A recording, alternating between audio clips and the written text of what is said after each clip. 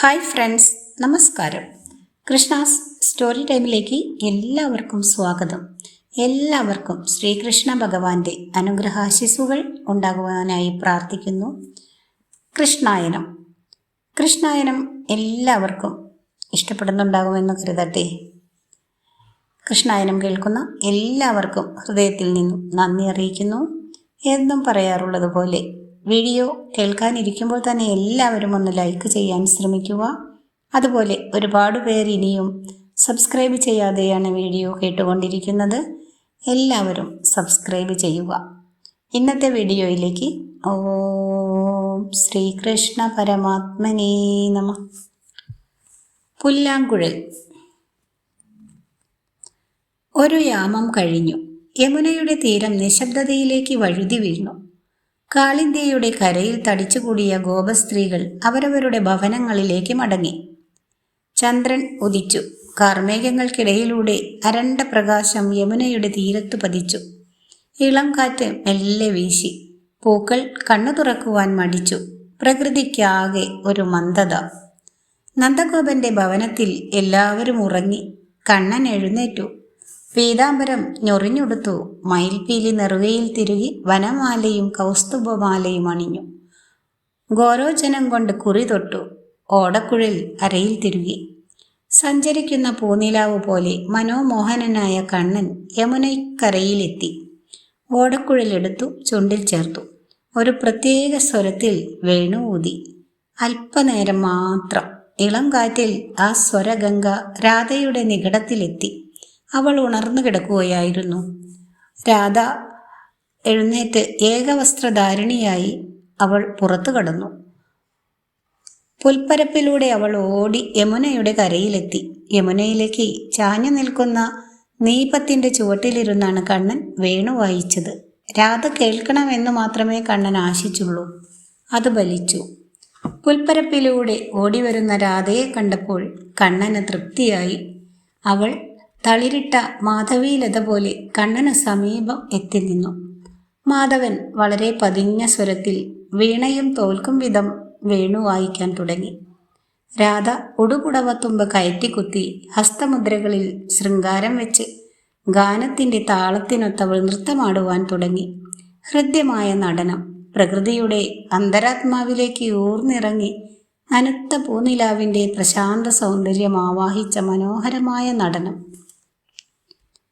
കണ്ണൻ എഴുന്നേറ്റു നിന്നു. നീപത്തിന്റെ ഇലകൾക്കിടയിലൂടെ ചന്ദ്രൻ അവരെ ഒളിഞ്ഞു നോക്കി. കയ്യും മെയ്യും മറന്ന് സ്ഥലകാലങ്ങൾ മറന്ന് കണ്ണന് ചുറ്റും രാധ രാസനടനം തുടർന്നു. മുമ്പിൽ കറങ്ങിത്തിരിയുന്ന അണ്ടകടാഹത്തിന്റെ നെറുകയിൽ രാധയും കൃഷ്ണനും മാത്രം. ഇന്ദ്രനീലത്തിൽ മണിമുത്തു പതിച്ചതുപോലെ പുഞ്ചിരിച്ചു നിൽക്കുന്ന മാധവനു ചുറ്റും അനിർവചനീയ ആഹ്ലാദം ഉണർത്തുമാറ് രാധ നൃത്തം തുടർന്നു. ഭോഗലാവണ്യം വഴിഞ്ഞൊഴുകുന്ന രാധ നാഗനൃത്തം തുടങ്ങി. അവളുടെ നിശ്വാസം ഫൂൽക്കാരമായി. മാർത്തട്ട് കുതിച്ചുയരുകയും പതിഞ്ഞ് താഴുകയും ചെയ്തു. അരക്കെട്ട് ഊയലാടി. പാദങ്ങൾ മണ്ണിൽ തൊടുന്നുവെന്ന് മാത്രം. കണ്ണന്റെ നോട്ടം അവളുടെ നനുത്ത ശരീരത്തിൽ ഇഴഞ്ഞേറുന്ന മണിനാഗങ്ങളായി. കണ്ണൻ തന്നെ മാറിൽ വഹിക്കുന്നതായും സുരതകലഹത്തിൽ താൻ മുഷിയുന്നതായും രാധ അഭിനയിച്ചു. പക്ഷേ ആ രംഗം പൂർണ്ണമാക്കുവാൻ അവൾക്ക് കഴിഞ്ഞില്ല. അതിനു മുമ്പ് ഉടൽ തളർന്നു. ഇടനെഞ്ച് വിങ്ങി. രാധ കുഴഞ്ഞു. കാലുകൾ അയഞ്ഞു. താളം തകർന്നു. പാതിമയങ്ങിയ കണ്ണുമായി രാധ കണ്ണന്റെ ശരീരത്തിലേക്ക് ചാഞ്ഞു. സ്വർണനാഗം പോലെ പുളഞ്ഞു നിൽക്കുന്ന രാധയെ കണ്ണൻ കൈകളിൽ ഒതുക്കി. കണ്ണന്റെ കരവലയത്തിലെ ഏകാന്ത സുരക്ഷിതത്വം സ്വപ്നമാക്കിയ രാധ താമരപ്പൂ ഇതൾ വിടർത്തും പോലെ പുഞ്ചിരിച്ചു. ആ കണ്ണുകൾ അപ്പോഴും കൂമ്പിയിരുന്നു. കണ്ണൻ പതുക്കെ പറഞ്ഞു, "എൻ്റെ രാധയെ, ഇന്ന് തളർന്നുപോയി." കണ്ണൻ അവളെ കരവല്ലികളിൽ വാരിയെടുത്തു. കണ്ണന്റെ കഴുത്തിൽ അവൾ കെട്ടിപ്പിടിച്ചു. മന്ദമന്ദം നയനങ്ങൾ തുറന്നവൾ കണ്ണനെ കണ്ടു. പതുക്കെ പുഞ്ചിരിച്ച് സ്തനതടങ്ങൾ മാറിലമർത്തി കണ്ണന്റെ മുഖത്തേക്ക് അവൾ കണ്ണുകൾ ഊന്നി. ആ നോട്ടത്തിൽ അവൾ മാധവനെ ഊറ്റി കുടിച്ചു. മാധവൻ ആർദ്രവികാരമായി രാധയുടെ ഞരമ്പുകളിൽ പ്രവേശിച്ചപ്പോൾ അവളിൽ ആനന്ദ തരംഗമുണർന്നു. രസിക നിമിഷങ്ങൾ മൃദുലതയിൽ അമർന്നു. രാധയുടെ ഹൃദയചലനം കണ്ണൻ അറിഞ്ഞു. സ്തനതടങ്ങളുടെ കഠിനത കണ്ണൻ്റെ ബോധത്തിൽ ശക്തമായി. രാധ വികാര വിജൃംഭിതയാണ്. വൈകാരികതയുടെ നിറകുടം. കണ്ണൻ രാധയെയും കൂട്ടി നടന്നു. യമുന ആ യാത്ര കണ്ട് നാണിച്ച് കണ്ണടച്ചൊഴുകിപ്പോയി. രാധ കണ്ണൻ്റെ കരവല്ലികളിൽ അവർണ്ണനീയമായ ആഹ്ലാദത്തിൽ ലയിച്ചു കിടന്നു.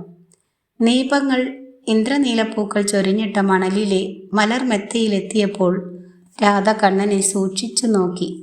ആദികാമത്തിൻ്റെ നനുത്ത ഭാവം അത്രയും വാരിയണിഞ്ഞുള്ള നോട്ടം. കണ്ണന് രോമാഞ്ചമുണ്ടായി. രാധയ്ക്കോ അകക്കണ്ണ് തുറന്നു. മൃദുലതയിൽ ആർദ്രത തളം കെട്ടി. കണ്ണ, അവൾ മൃദുവായി വിളിച്ചു. വശ്യമായ ആ പുഞ്ചിരി മാത്രമായിരുന്നു ദാമോദരൻ്റെ മറുപടി. അപ്പോൾ രാധ കണ്ണൻ്റെ കഴുത്തിൽ ബലമായി പിടിച്ചു. അവളുടെ സ്നിഗ്ധമായ അതരം കണ്ണൻ്റെ ചുണ്ടോളമെത്തി. ഒരു നിമിഷം അവൾ കണ്ണൻ്റെ ചുണ്ടിൽ അതരം ചേർത്തു. കണ്ണൻ്റെ നനുത്ത ചുണ്ടുകൾ തൻ്റെ അതരത്തിൽ ഒളിച്ചു വെച്ചു. നിമിഷങ്ങൾ നറുനിലാവിൽ മഞ്ഞൻ കണമായി കൊഴിഞ്ഞപ്പോൾ കണ്ണൻ്റെ ചുണ്ടുകളെ രാധ കുടിച്ചിറക്കി. കണ്ണൻ്റെ പിടിയയഞ്ഞു. അവളുടെ കാലുകൾ മണലിൽ തൊട്ടു. കണ്ണൻ്റെ കഴുത്തി പിടിച്ചുകൊണ്ട് മണലിൽ നിന്നു രാധ. കണ്ണൻ്റെ ശരീരം തൻ്റെ മാറിലേക്ക് ചേർത്തവൾ അമർത്തി. രണ്ട് സാഗരങ്ങൾ സംഗമിക്കും പോലെ. കണ്ണനെ രാധ മണലിലിരുത്തി. അവൻ്റെ ഉത്സംഗത്തിൽ അവൾ ഇരുന്നു. രാധേ, കണ്ണ. കാരകിൽ ധൂമം കൊണ്ടുണക്കിയ അവളുടെ ഇടതൂർന്ന കബരിയിൽ കണ്ണൻ മൃദുവായി തലോടി. നീണ്ട വിരലുകൾ മുടിയിഴകളിൽ കല്ലാങ്കൊത്തി കളിച്ചു. രാധ കണ്ണനെ ബലമായി മാറിലേക്ക് അമർത്തി. അവൾ പറഞ്ഞു, കണ്ണ, തമസ്സു നീങ്ങി സൂര്യൻ്റെ ആദ്യ രശ്മി ഭൂമിയെ പുൽകുമ്പോൾ അവനെ അനുഭവിക്കുന്ന സുഖം പോലെയാണിത്. ഇതാണ് സുഖത്തിൻ്റെ പരമകാഷ്ഠ. രാധയുടെ ദേഹം ആവേശത്തിൻ്റെ പൂമരമായി. അവളുടെ കണ്ണുകൾ കാമസമുദ്രങ്ങളായി. കവിളുകൾ പ്രേമരംഗത്തിൻ്റെ നടനശാലയായി. കണ്ണ, കാതോർക്കൂ, ഒരു ഗാനം നീ കേൾക്കുന്നുണ്ടോ? പ്രകൃതി പുരുഷ സമാഗമത്തിൻ്റെ സുന്ദര ഗാനം. രാധേ, എൻ്റെ വേണു സ്വന്തമായി പാടുകയാണിത്. രാധ മണലിലേക്ക് ചരിഞ്ഞ് മലർന്നു കിടന്നു. വട്ടമൊത്ത പൊക്കിൾക്കൊടിക്ക് മധ്യേ ഒരു തൊണ്ട് ചന്ദ്രിക വന്നു വീണു. ചാഞ്ഞ് ഒരു വശം ചെരിഞ്ഞ് കണ്ണനും കിടന്നു. രാധ വളരെ പതുക്കെ പറഞ്ഞു, കണ്ണ, നിന്നെ കൂടാതെ എനിക്ക് കഴിയാനാവില്ല. പകൽ നീ എന്നരികിൽ നിന്നും വനസ്ഥലിയിലേക്ക് പോകുമ്പോൾ എൻ്റെ ഹൃദയം പിടയ്ക്കുന്നു. കണ്ണ, എൻ്റെ മണിവർണ്ണ, നമുക്കൊന്നിച്ച് ഒരുമയോടെ ഉണ്മയായി ഒന്നായി ഒരു നിമിഷവും വേർപിരിയാതെ ഇവിടെ കഴിയാം. രാധ നീപ്പനിഴലിലൂടെ നീലാകാശത്ത് തെന്നിക്കളിക്കുന്ന ചന്ദ്രനെ നോക്കിക്കിടന്നു. കണ്ണൻ അവളുടെ മാറിടത്തിൽ മുഖമുമർത്തി തണുത്ത നീണ്ട നാവുകൊണ്ട് ഇടനെഞ്ചിൽ തൊട്ടു. രാധ മണികിലുങ്ങും പോലെ ചിരിച്ചു. അവൾ എഴുന്നേറ്റു. കാലുകൾ നീട്ടിവെച്ചിരുന്നു. കണ്ണൻ്റെ ശിരസ്സിനെ ബലമായി മടിയിലേക്ക് നയിച്ചു. രാധ പറഞ്ഞു, കണ്ണ, നീ തരുന്ന ആനന്ദം വാക്കുകളിൽ പറയുവാനാവില്ല.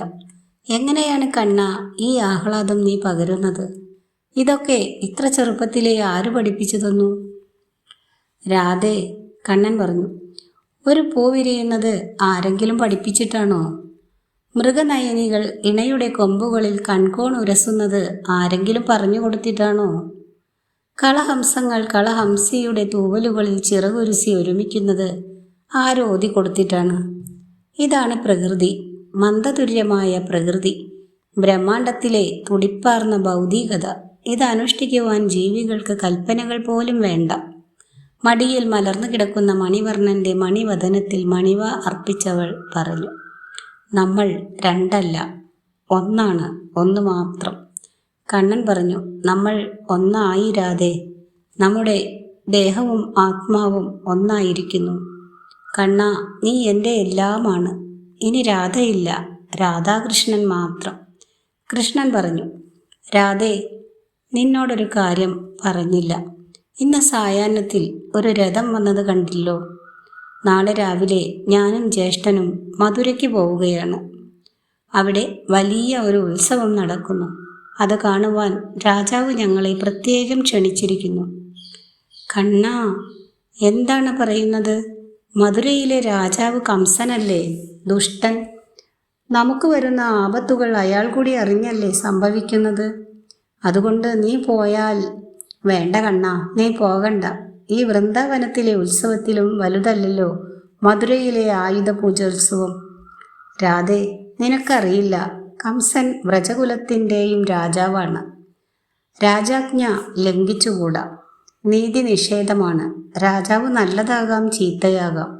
രാജപദവി രാജ്യത്തിൻ്റെ നിലനിൽപ്പിനാവശ്യമാണ്. അതുകൊണ്ട് വാക്കുകൾ തെറ്റി നടന്നുകൂടാ. ഗോരസവുമായി അച്ഛനും മറ്റും പിന്നാലെ വരുന്നുണ്ട്. ഉത്സവം കഴിഞ്ഞാൽ ഉടനെ ഞങ്ങൾ മടങ്ങുകയുമാവാം. കണ്ണാ, നീ എൻ്റെ ജീവനാണ്. പോയാൽ എപ്പോഴാണ് നീ മടങ്ങുക? രാധേ, മധുരയിൽ ഇനി എന്തെല്ലാം പ്രശ്നങ്ങൾ അരങ്ങേറുമെന്ന് ആർക്കറിയാം. പോയാലല്ലേ അറിയുവാനാവൂ. കഴിയുന്നതും വേഗം തിരികെ വരാം. കണ്ണാ, നീ മധുരയിലെത്തിയാൽ എല്ലാ കാര്യത്തിലും ജയിക്കും. മധുരക്കാർ നിന്നെ രാജാവാക്കും. ഇല്ല, നിനക്ക് തിരിച്ചു വരുവാനാവില്ല. എൻ്റെ മനസ്സ് പറയുന്നു നീ തിരികെ വരികയില്ല. ഞാൻ രാജാവായാൽ രാധ റാണിയായിരിക്കും. കണ്ണാ, മധുരയിൽ നീ രാജാവായാൽ ഈ കാലിപ്പെണ്ണിന് അവിടെ സ്ഥാനമില്ല. എന്നല്ല, ഇവൾ അവിടെ വരുകയുമരുത്. ഈ ഏഴ ഇവിടെ നിന്റെ ഓർമ്മകളുമായി കഴിഞ്ഞുകൊള്ളാം. അല്പം കഴിഞ്ഞവൾ തുടർന്നു. പ്രിയപ്പെട്ട കണ്ണാ, എനിക്കൊരിക്കലും നിന്നെ രാജാവായി കാണുവാനാവില്ല. എൻ്റെ കണ്ണൻ ഓടക്കുഴലൂതി വനമാല ധരിച്ച് വിളങ്ങുന്നവനാണ്. മണിക്കിരീടവും തങ്കപ്പുടവയും ചാർത്തി വെൺചാമരം വീശി സ്വർണസിംഹാസനത്തിലിരുന്ന കൃഷ്ണനെ എനിക്ക് വേണ്ട. ഓടക്കുഴലൂതി കാലികളെ തെളിച്ച് കൊച്ചരിപ്പല്ല് കാട്ടി ചിരിച്ച് നീണ്ട വിരലുകൾ കൊണ്ട് പൊക്കിൾ കൊടിയിൽ ഇക്കിളി കൂട്ടുന്ന കണ്ണനെയാണ് എനിക്ക് ആവശ്യം. ആ രൂപം നിന്നിൽ നിന്നും കൊഴിഞ്ഞു പോകുമല്ലോ കണ്ണാ. എനിക്ക് പരിചിതമല്ലാത്ത ജനങ്ങൾ ധാരാളമുള്ള തീ പിടിച്ച പുര പോലെ ബഹളം നിറഞ്ഞ മധുര എനിക്ക് വേണ്ട. ഈ ഇടയ പെണ്ണ് ഇവിടെ കഴിഞ്ഞുകൊള്ളാം. മധുരയിൽ നിന്നും തിരിച്ചു വന്നാലും വൃന്ദാവനത്തിലെ പൊന്നുണ്ണിക്കണ്ണൻ കാണുകയില്ല. രാസനൃത്തമാടി വിലാസലോലനായി വർത്തിക്കുന്ന കേശവനെ മാത്രമേ ഗോപികമാർക്കറിയൂ. മധുരയിൽ പോയാൽ ആ ഭാവം നിനക്ക് നഷ്ടപ്പെടും. അതുകൊണ്ട് രാധ വൃന്ദാവനത്തിൽ കഴിയട്ടെ. മധുരയിലെ രാജകുമാരനെ ഉൾക്കൊള്ളുവാൻ രാധ മനവും കനവും തയ്യാറാക്കേണ്ടിയിരിക്കുന്നു. ഇടയിൽ രാധ നിർത്തി. യമുനയുടെ ചിറ്റോളങ്ങളിലേക്ക് ഒരു കടമ്പിൻ പൂവെടുത്തിട്ടുകൊണ്ടവൾ പറഞ്ഞു, കണ്ണാ, കണ്ണിറുക്കി പുഞ്ചിരിച്ചു കൊണ്ടൊഴുകുന്ന യമുനയുടെ തീരത്ത് നിന്റെ ഗാനമുറങ്ങുന്ന ഈ മണ്ണിൽ ഹൃദയമലിഞ്ഞ ഈ വഴിയോരങ്ങളിൽ നീ വരും എന്ന ചിന്തയോടെ നിന്റെ വഴി നോക്കി നോക്കി പഴയതുപോലെ ചുറ്റിത്തിരിയാനാണ് രാധയ്ക്ക് മോഹം. നീ എന്നെ ആനന്ദത്തിൻ്റെ നെറുകയിലെത്തിച്ച ഈ നികുഞ്ചങ്ങളിൽ ഇരുന്ന് ആ നിമിഷങ്ങൾ നറുനിലാവേറ്റ് ഞാൻ സ്വപ്നം കാണും. നീ എന്നിലേക്ക് പകർന്നു തന്ന പുളകങ്ങൾ എന്നിൽ പൂക്കുന്നതും കാത്ത് ഞാനിരിക്കും. ആ സുവർണ സ്മരണകൾ മതി രാധയ്ക്ക് 100 ജന്മങ്ങളോളം ഓർമ്മയിൽ ഓമനിക്കുവാൻ അനുഭവങ്ങൾ നീ തന്നിട്ടുണ്ടല്ലോ. പൂത്തിറങ്ങുന്ന കദംബങ്ങളുടെ തണലിലിരുന്ന് വീണാനാദം പോലെ ഹൃദ്യമായി മുരളി വായിക്കുന്ന കണ്ണനെ എനിക്ക് മധുരയിൽ കാണുവാനാവില്ല. കണ്ണു തുറക്കുവാൻ വെമ്പുന്ന ആമ്പൽമുട്ടുകളോട് കിന്നാരം ചൊല്ലി പുഞ്ചിരിച്ചു നിൽക്കുന്ന കണ്ണനെ എനിക്ക് മധുരയിൽ തിരിച്ചറിയുവാനാവില്ല. അന്തരീക്ഷത്തിൽ കുടവിടർത്തിയ പേരാലിൻ ചുവട്ടിൽ മസൃണശിലാതലത്തിൽ ചടഞ്ഞിരുന്ന യമുനയുടെ ഹൃദയം കാണുന്ന കണ്ണൻ മധുരയിൽ ഉണ്ടാവില്ല. പ്രഭാതത്തിൽ കറുകത്തുഞ്ചിൽ വിടരുന്ന മഞ്ഞുതുള്ളി മഴവില്ലായി മാറുന്നതെങ്ങനെയെന്ന് സൂക്ഷ്മദൃഷ്ടിയോടെ നോക്കി നിൽക്കുന്ന അമ്പാടി മണിക്കുഞ്ഞ് മധുരയിൽ കാണുകയില്ല. ഒരു കാല് ചിരിച്ചു നിന്ന് ഒരു കാല് ചരിച്ചു നിന്ന് മുരളിയൂതുമ്പോൾ കാലികളും ഇടയ വനിതകളും വണ്ടാരം കോഴികളും നിന്നരികിൽ അണയാറുണ്ടല്ലോ. ആ സൗമ്യത മധുരയിൽ കാണുകയില്ല. അവിടെ അമ്പാടിയിലെ കണ്ണൻ ഉണ്ടായിരിക്കുകയില്ല. വേണ്ട മാധവ, മധുര എനിക്ക് അന്യം തന്നെ. ഇല്ല, ഞാൻ മധുരയിലേക്ക് വരുന്നില്ല. രാധയുടെ കണ്ണുകൾ നിറഞ്ഞു. കണ്ണുനീര് കവിളിലൂടെ ചാലിട്ടു. ചന്ദ്രികയിൽ ആ ബാഷ്പബിന്ദുക്കൾ തിളങ്ങി. രാധ പറഞ്ഞു, കണ്ണാ, നീ ദേവനാണ്. മധുരയിൽ നിനക്ക് പല ലക്ഷ്യങ്ങളും കാണും. ഈ പാവത്തിന് നീ നൽകിയതു തന്നെ എത്രയോ വലുതാണ്. അവൾ തേങ്ങി.